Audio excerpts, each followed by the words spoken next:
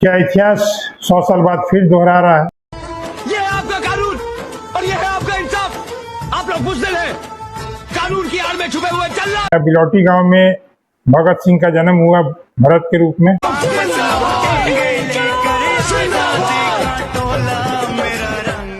अपराधियों के सफा मैंने मार दीजिए उसको, ये कोई तरीका है? इसका मतलब जो जेल में जाएगा तो उसको मार दीजिए, ऐसा कोई नियम है?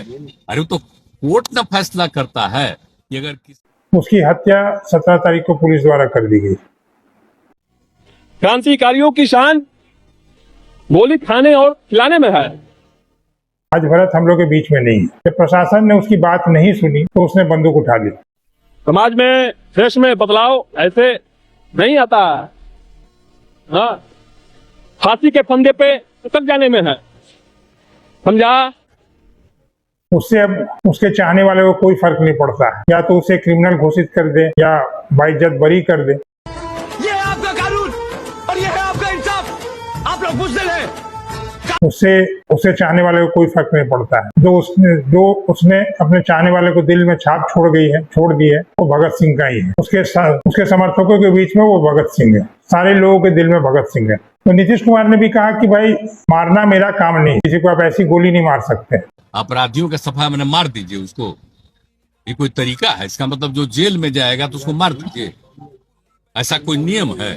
अरे तो कोर्ट ना फैसला करता है कि अगर वो कोर्ट का काम है। कोर्ट चाहे उसे 10 साल की सजा दे या फांसी पे लटका दे, इसमें पुलिस को कोई राइट नहीं बनता है गोली मारने। वहीं पूर्व डीजीपी अभियानंद, उन्होंने कहा कि वीडियो साफ बता रहा है कि भाई ये हत्या है, और अगर कोई आदमी सरेंडर करता है और उसे घेर के पुलिस मारती है तो ये सीधा सीधी हत्या है। उसकी हत्या 17 तारीख को पुलिस द्वारा कर दी गई।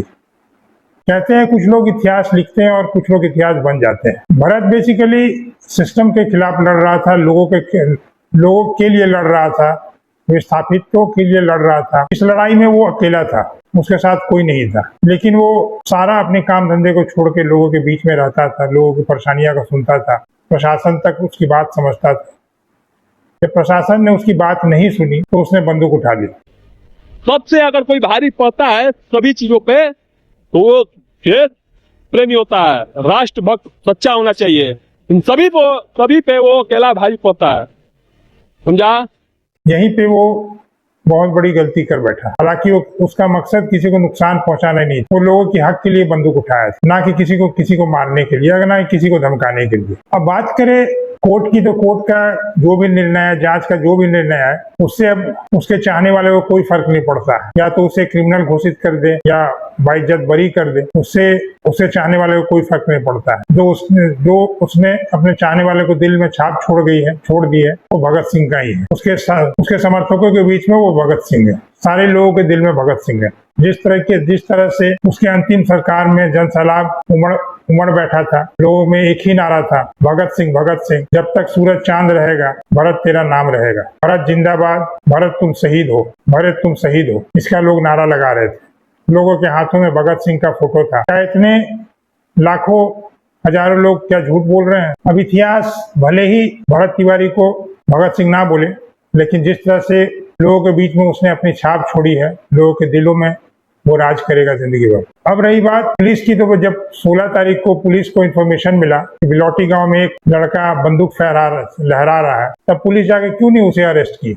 अगर वो अरेस्ट कर लेती तो शायद आज भरत तिवारी हम लोग के बीच में जिंदा रहा। हालांकि इस केस में सारे लोगों की प्रतिक्रिया अलग अलग है, लेकिन अगर बात करें पूर्व मुख्यमंत्री नीतीश कुमार की, जिसे लोग आज याद कर रहे हैं कि सुशासन बाबू को याद कर रहे हैं, काश उनका वो रहते अभी मुख्यमंत्री, तो नीतीश कुमार ने भी कहा कि भाई मारना मेरा काम नहीं, किसी को आप ऐसी गोली नहीं मार सकते। वो कोर्ट का काम है। कोर्ट चाहे उसे 10 साल की सजा दे या फांसी पे लटका दे, इसमें पुलिस को कोई राइट नहीं बनता है गोली मारने का। जब वो सरेंडर कर दिया है तब की बात हो रही है। पूर्व डीजीपी गुप्तेश्वर पांडे ने भी कहा ये सीधा हत्या है, ये किसी भी एंगल से इनकाउंटर नहीं दिख रहा है। समर्पण कर दिया, निहत्था हो गया, तो ऐसा कौन सा खतरा पुलिस बल पर आ गया कि अत्याधुनिक हथियारों से उस पर गोलियों की बौछार की गई, उससे गोली लगी। इसमें पुलिस वाले फंसेंगे। आरके सिंह पूर्व होम सेक्रेटरी और पूर्व केंद्रीय मंत्री ने भी कहा कि इनकाउंटर तो दोनों साइड से होता है, एक साइड से इनकाउंटर होता नहीं है, एक साइड से गोली नहीं चलती है। इनकाउंटर है ही नहीं। इनकाउंटर मतलब ये होता है कि उधर से गोली चलती है, जवाब में पुलिस इधर से किसी भी व्यक्ति को भरसक गोली मारकर मारने का अधिकार नहीं है। उस पर भी वही आरोप लगेगा हत्या का, जैसे कि आप किसी को गोली मारेंगे।